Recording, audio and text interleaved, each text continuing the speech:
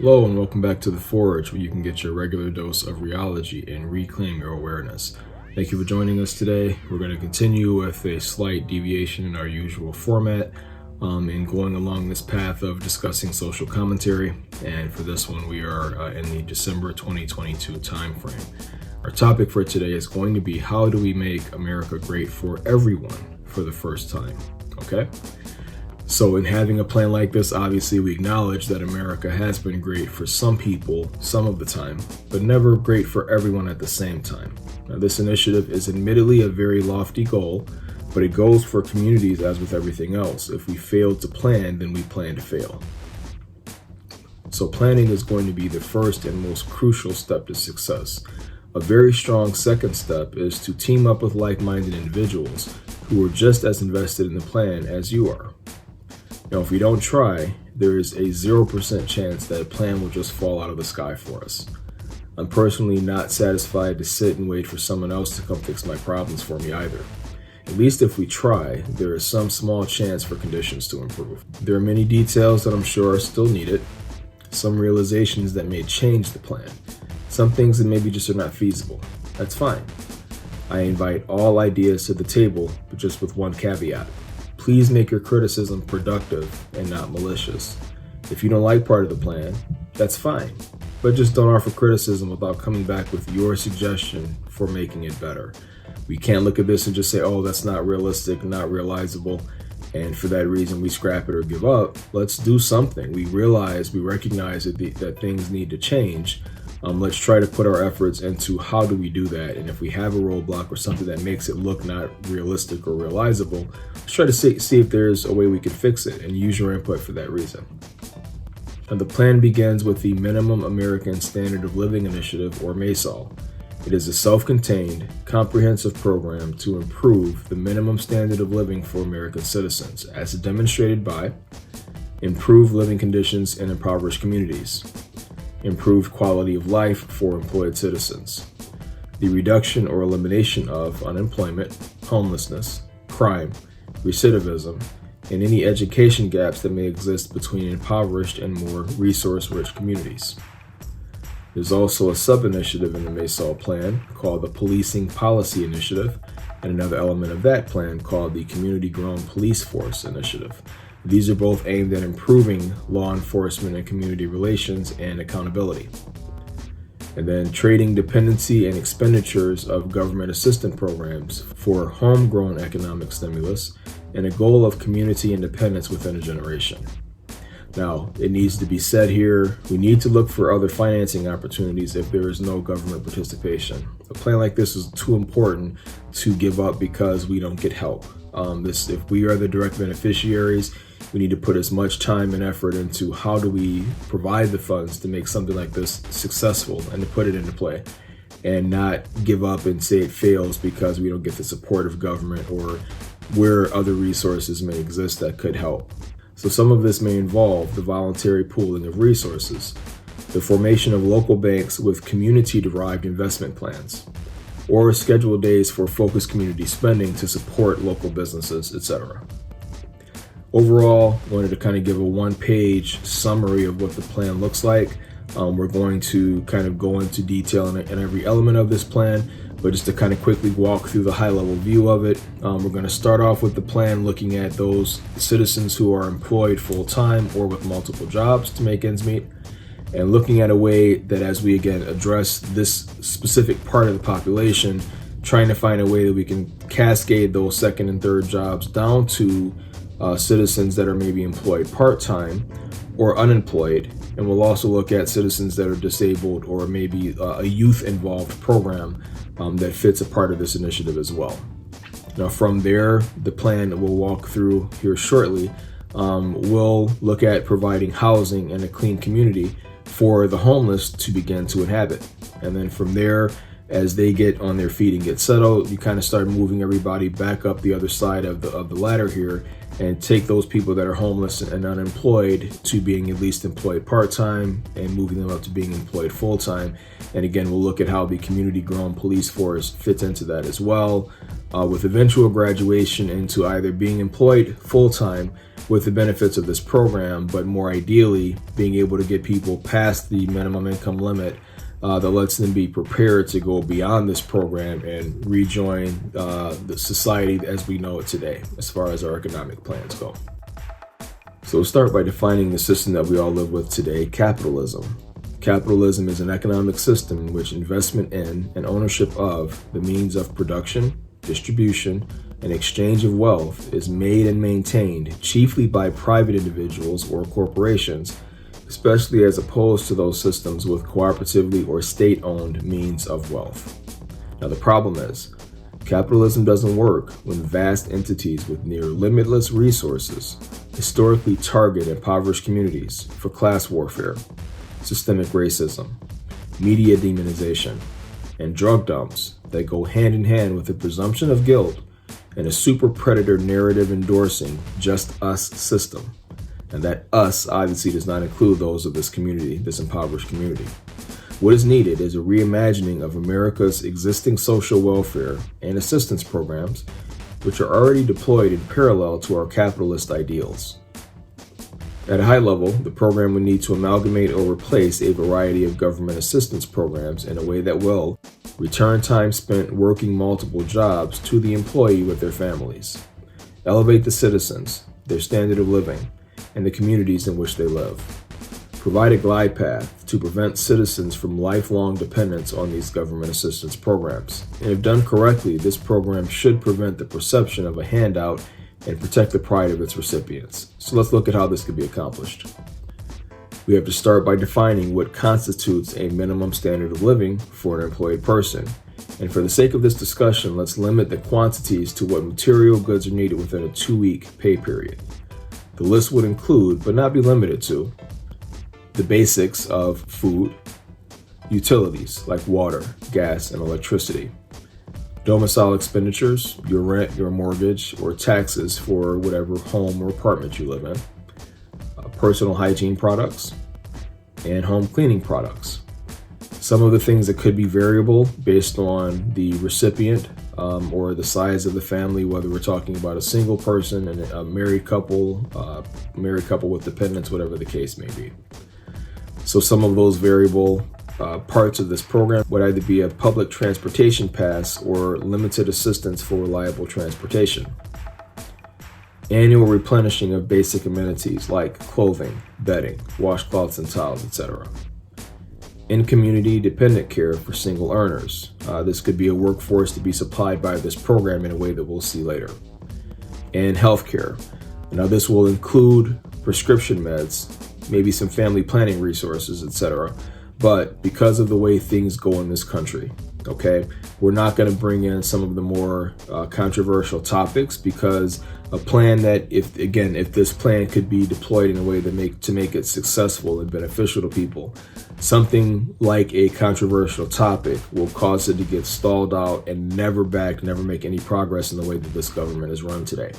So topics like abortion will not be covered by this program to prevent career politicians from using this as a distraction and a means of delaying what could be a beneficial program. So the first priority for the provision of these amenities should be granted to local businesses within the community. These local community-owned businesses then employ members of the community.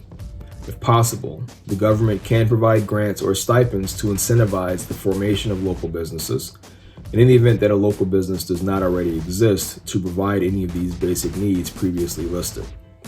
It's better if the community bands together to create these businesses on their own, but if there is a way to have assistance there, it doesn't have to be rejected.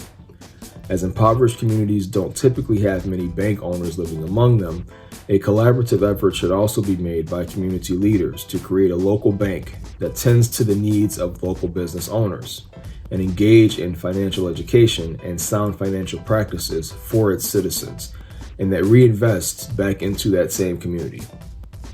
With that groundwork laid, now let's walk through the various phases of this program.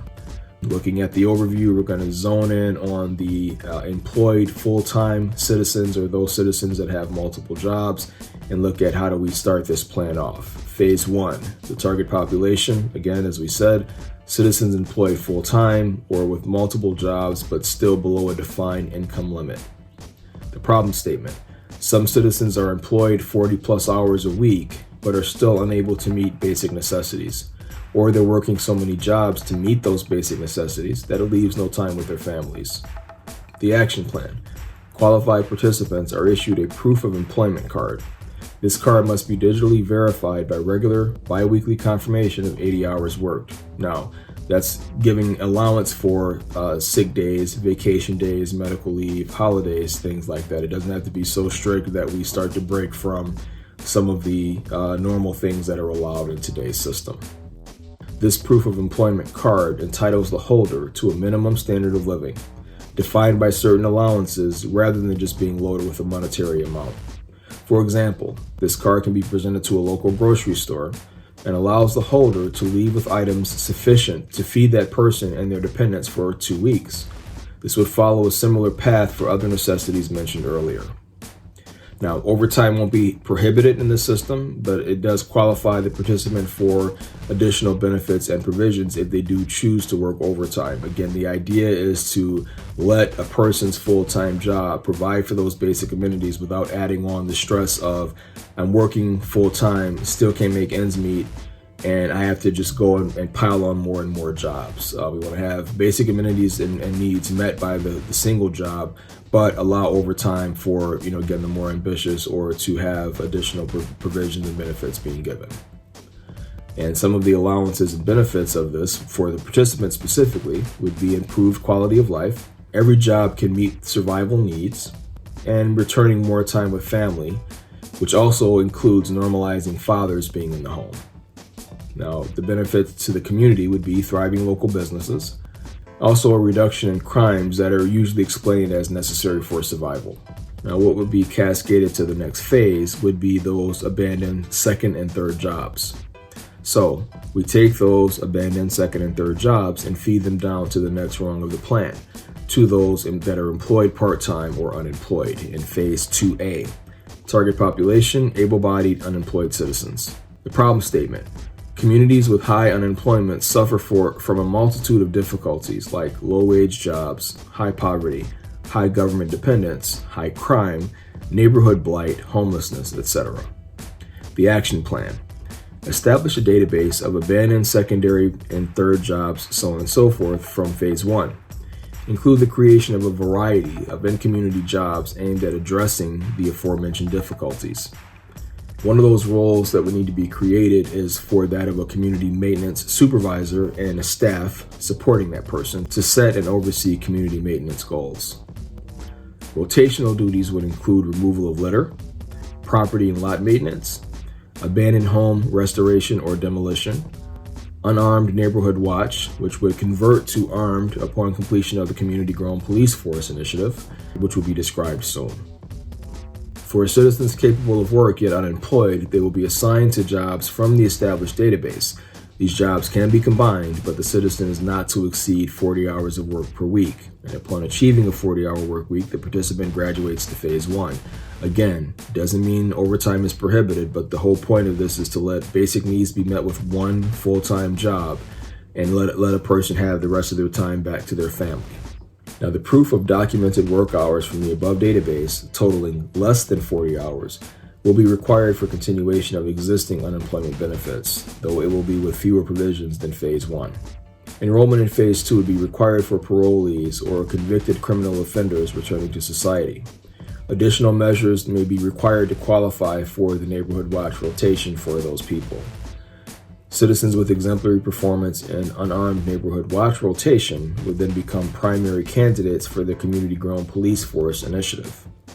CGPF enrollment is not limited to phase 2 participants, as we saw in the graphic earlier, but it should be encouraged as a community-based employment opportunity. Now, the allowances and benefits of this part of the program for the participant is a path to employment, being promoted from government dependence, being gainfully employed in a meaningful task of upkeep of one's place of residence, and in the reduction of recidivism or repeat offenders. The benefits back to the community: improved living conditions, a reduction in crime, and the residents of the police population become protectors of tomorrow. Now, what's cascaded to the next phase would be renovated housing for the homeless, as we talked about, those homes that are restored and the communities being cleaned up around where these homes are being restored as well to remove the blight. Phase 2B would target the disabled unemployed citizens or community youth. The problem statement here is that some disabled citizens are willing to work with the right considerations. Also, that impoverished communities usually experience a significant gap in education quality, funding, and sometimes motivation. The action plan here is for disabled citizens. There would be basic provisions allowed if criteria is met from the legacy programs. But we'd also want to investigate the possibility of relocating to live in and host dependent care facilities. Now, I know COVID has caused many corporations to allow remote work as well. Qualified candidates should be allowed to train or apply for some of those remote conditions where their abilities would allow them to do so. We would also provide education incentives for high-performing school-age dependents to earn additional household benefits. Imagine that if you get a straight A report card that qualifies your family for some additional benefits, and it makes the younger kids have a sense of responsibility and accomplishment and contribution to their family's well-being. We focus in on specialized education and job training to prep graduates for undergraduate studies or immediate entry into the Phase 1 workforce. Specializations should primarily focus on law, energy, technology, or STEM fields, finance, medicine, and infrastructure. Now, the allowances or benefits of this part of the program would be for the participants, employment opportunities for the disabled that are desiring to work, improved education, and an opportunity for the youth to contribute to their household. The benefits for the community: reduce education gaps that prepare the citizens to fare better in capitalist society. This also returns some citizens to work, and it's an outlet for the youth to avoid criminal paths that are usually so easily accessible in impoverished communities. What's cascaded to the next phase would be well-educated, groomed population of adults preparing to enter into society or into Phase 1 as fully functioning and contributing members of society. So, once we have those renovated houses and the cleanup communities being complete by Phase 2, that then gets cascaded down to the homeless for Phase 3. Target population here would be the homeless and the inhabitants of severely impoverished housing. The problem statement is that there are many abandoned, foreclosed, condemned homes in impoverished communities and a high population of homeless citizens. The action plan would be transition the homeless into the restored homes completed by Phase 2. Once housed, these participants would transition to Phase 2 and begin their transformation for their life. The allowances and benefits here would be for the participant would be going from being homeless to being housed in a clean, functioning community with real prospects to return to a desired standard of living. The benefits to the community would be recovering the population from homelessness, the use of previously blighted properties and communities and neighborhoods, and more citizens entering the workforce to continue to build up the communities that they belong to. So then as we move into the next part of this plan, we're going to focus in on the community-grown police force. As shown here in the graphic, this police force initiative is accessible both by citizens that are maybe unemployed looking for work, as well as another career path for those that already are employed in Phase 1. There's not going to be a restriction where you can only be in one or the other and go into the community-grown police force. If you live in that community, you should be eligible, as long as you meet certain other guidelines. So Phase 4, the target population here would be all responsible citizens. The problem statement is that law enforcement doesn't always recognize the humanity of the population that they police, and there's a variety of reasons behind that we're not going to get into in this video. Executions are far too commonplace and a lot of times for unjustifiable reasons. There's a general lack of accountability for blatant wrongdoing by law enforcement. The action plan here has two parts, the first of which is the Community Grown Police Force, CGPF. This will provide opportunities for young residents to graduate from Neighborhood Watch for the CGPF initiative. Now, it is expected that the economic provisions in MASOL should gradually reduce poverty-driven criminal behaviors. We want to encourage attendance and participation in the civilian oversight panels that we're going to discuss here shortly, prior to taking regular full-time employment in the CGPF. We would also want to encourage or incentivize, not require, meet and greets, picnics, conferences for regular police interaction with the community outside of the usual context. This is also going to be an opportunity for CGPF candidates to seek guidance and mentorship from existing law enforcement. We also would have law students and law school representatives support MASOL Phase 2B to reinforce education opportunities in the community and provide basic guidance for CGPF candidates. Phase 4 Action Plan Continued Part 2 would be the civilian oversight panels we mentioned earlier. Now, the community would be allowed to vote in favor of or opposed to this part of the plan. Wherever civilians trust the process and the fairness of existing law enforcement officers, they're allowed to opt out. This part does not have to be required, but the community should be allowed to vote for whether they want this part there or not. Membership objectivity should be confirmed by a background check. This would prevent biases due to incarcerated relatives or a criminal background themselves, or a proven record of recent good standing in the community if the candidate potentially has a nonviolent criminal record. We could solve this by having a petition, for example, of neighborhood signatures. Also, there would be hiring panels. The responsibility of those hiring panels would be for the residents to vet new hires to the police force, having the residents vet transfers from other police forces, districts, etc. The residents also have the chance to review and approve police pay increases. The residents approve CGPF graduates. And there would also be investigative panels. Here, the citizens review claims of poor conduct, abuse, or use of force. This would also give input to pay increases, contract renewals, DA prosecutions, and allow to immediately remove public servants who do not execute the will of the people. Residents review district attorney decisions and performance. They would also advise the community in hiring panels on contracts or for the re-election eligibility for elected offices.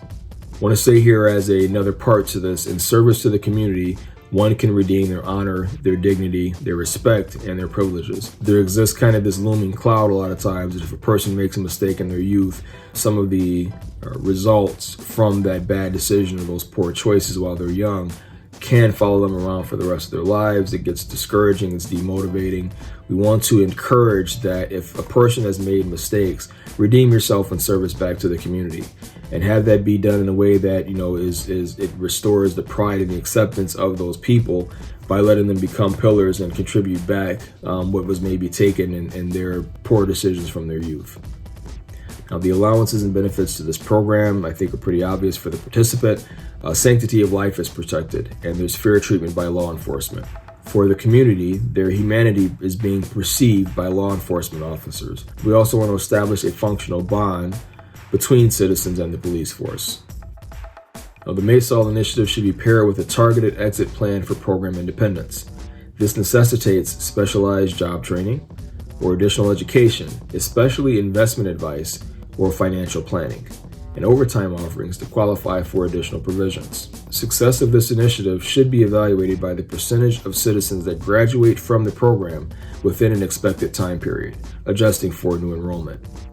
Graduation is attained when citizens acquire employment with pay exceeding the income requirements to qualify for MASOL, and they can return to the capitalist economy without risk. The transition period after graduation is aided by a gradual handoff to the citizen of benefits paid by the program.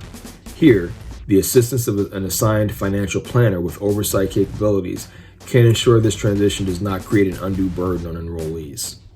Now, establishment of this program should enable drastic spend reduction or the outright dismantling of some existing government welfare programs.